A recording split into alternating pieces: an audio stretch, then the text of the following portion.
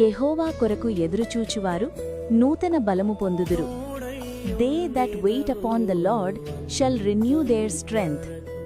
యెషయా 40:31.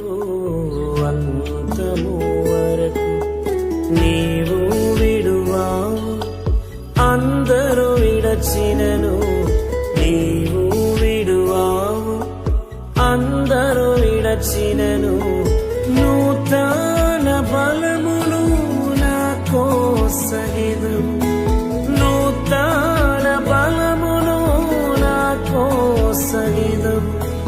నీ స్థిరముగనుండ నీ కోరిక ఇది, నీ స్థిరముగనుండ నీ కోరిక ఇది.